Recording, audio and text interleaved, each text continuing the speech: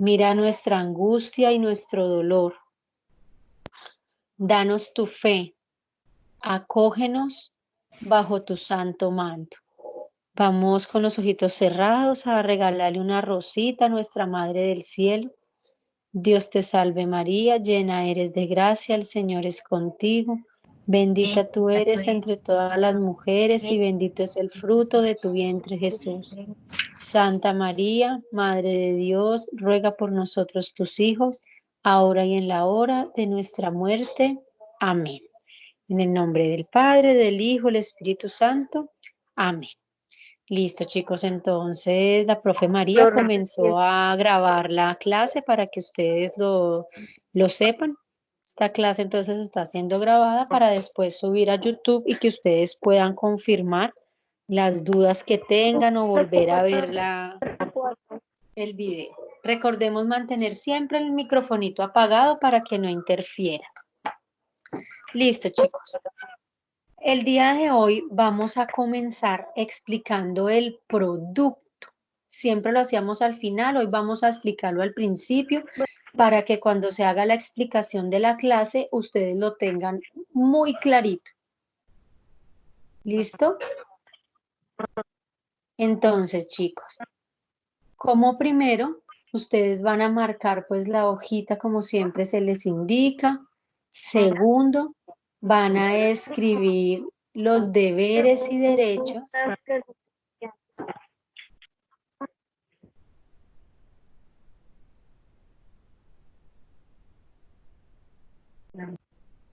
Los deberes y derechos que tienen en su familia según el rol que desempeñen. Tercero, van a realizar una lista de los rasgos de su personalidad, describiendo cada uno de ellos. Y por último, van a escribir su autobiografía. Pueden iniciar desde el proceso de la gestación hasta la actualidad. Lo importante es que este proceso de escribir la autobiografía debe ser de carácter descriptivo. Yo les voy a explicar cada uno de estos pasos y entonces ahí van a ir mirando cuál es su producto. Por favor, recuerden anotar las preguntas que les surjan para en el momento que se abra el espacio de preguntas puedan hacerlo. Chicos, recuerden que estamos construyendo nuestro proyecto de vida, su proyecto de vida, o sea, no es el proyecto del otro. Por eso es un trabajo personal. Se debe usar también la creatividad para plasmar la información que se les solicita. Vamos a comenzar con la autobiografía.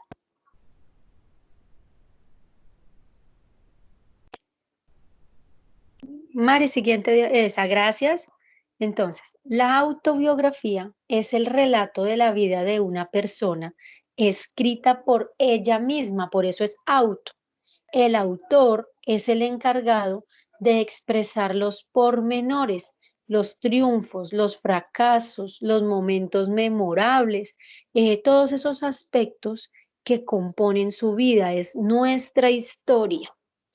La autobiografía es un tipo de redacción típicamente literario, se encuentra en medio de la literatura y de la historia. Es un texto que no es de ficción, es decir, todas las cosas que están en la autobiografía son reales. En la autobiografía el estilo es libre y no tiene una estructura estándar. Es decir, puedes realizar tu autobiografía, puedes contar aspectos desde la gestación hasta la actualidad, mas no significa que debes contarlos exactamente o estrictamente en orden cronológico, porque tú puedes empezar haciendo, ahí es donde juega la creatividad, ¿no? Ahí ustedes pueden empezar desde la ahorita, hoy en día, y van recordando procesos o acciones, triunfos, fracasos, pormenores que realizaron años atrás.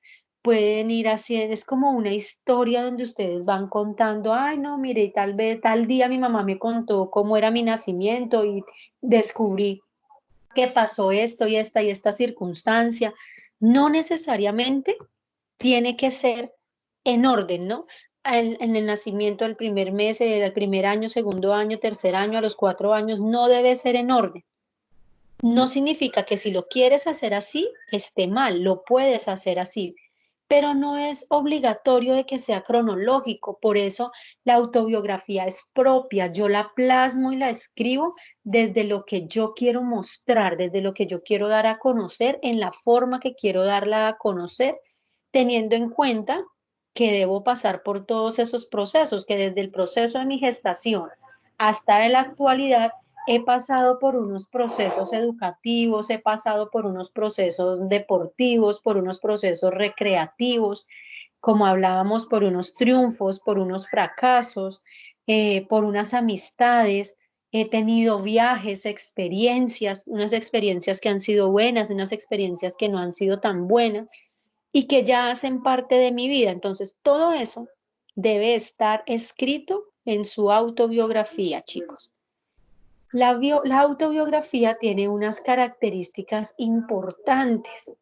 Quiere decir que es una confesión íntima, donde el autor nos narra esos... No, deja la diapositiva anterior, Mari.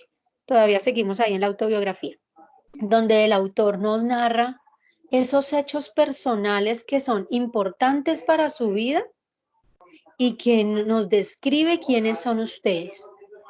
El autor es el que escribe su historia.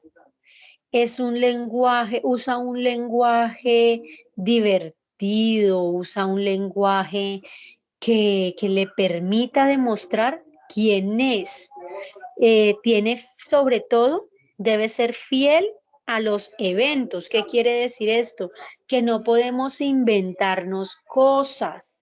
De pronto el autor no puede decir, ay, yo recuerdo que cuando nací pasó que estaba en la clínica. No, porque es como imposible que nosotros cuando nacemos reconocemos las cosas. Lo que tenemos que hacer es más bien hacer mención, oiga, mi mamá me contó, o mi tía, o mi abuelo, involucrar a esos personajes que han estado con nosotros a lo largo de toda nuestra vida, que nos han contado esas experiencias vividas para así nutrir nuestra autobiografía. Ahora sí, siguiente diapositiva. Vamos a hablar un poquito de qué son los rasgos de la personalidad.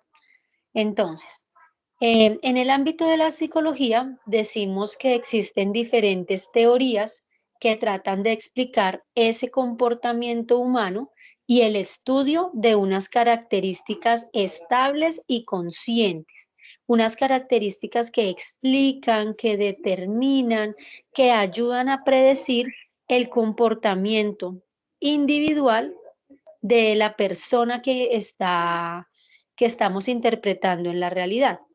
Esta personalidad es el conjunto de diferencias que reúne un individuo y que lo hacen diferente y único con respecto al resto de las personas y caracterizan su forma particular de pensar, de sentir y de comportarse. Entonces, la personalidad trae rasgos. Ustedes se preguntarán, ¿qué es un rasgo? Entonces, un rasgo define una forma específica de comportamiento de una persona. Es como individual. El rasgo describe la persona en la manera en la que es honesta, en la manera en la que es valiente, en la manera en la que piensa, en la que se viste, en la que comparte su opinión. Los rasgos de la personalidad indica también mis gustos hacia el deporte, hacia el arte, hacia la danza. Habla también de los valores que yo tengo como persona y que me han inculcado. Hablan de cómo yo transmito esos valores y me sitúo ante la sociedad según los dilemas, los conflictos, las situaciones que se me presenten, cómo yo reacciono ante ellos. Entre los rasgos de mi personalidad también habla de cómo yo enfrento esas situaciones difíciles en cuanto a la economía, en cuanto a los sentimientos, esas situaciones difíciles que se presentan dentro de la familia. Un rasgo de la personalidad muy notorio también es cuando fallece algún miembro de la familia, porque no todos reaccionamos de la misma manera. Por eso es un rasgo propio y eso es lo que ustedes van a describir ahí. Entonces, en ese proyecto de vida, ustedes van a colocar rasgos de la personalidad, mis gustos, y me van a escribir ahí todo lo que son sus gustos en cuanto a los deportes, en cuanto al arte, en cuanto a la comida, en cuanto al postre, en cuanto a las actividades. Van a escribir también los valores. ¿Qué valores creen ustedes? En el mundo hay muchos valores. Entonces, ¿qué valores son propios suyos que usted puede decir, oiga, yo sin este valor no puedo vivir? Este valor me lo han enseñado en mi casita, me lo han infundado, siempre me he caracterizado por actuar de esta manera. Y también acá en los rasgos de la personalidad van a colocar, eh, a describir, porque también es la habilidad que debemos adquirir, a describir cómo yo actúo frente a las diferentes circunstancias que se presentan, cómo es el manejo de mis emociones ante un fallecimiento, ante un nacimiento, ante hay un matrimonio, ante una noticia que nos den, ante un disgusto, ante diferentes situaciones que se presentan. Entonces ustedes van a describirse personalmente. No podemos confundirlo con la autobiografía, chicos. En la autobiografía vamos a contar la historia, las anécdotas, vamos a contar las circunstancias. Y en los rasgos de la personalidad vamos a colocar ahí sí cómo yo reacciono ante esas circunstancias, cuáles son mis gustos, el color favorito, mis indicaciones. Mari, siguiente diapositiva, por favor.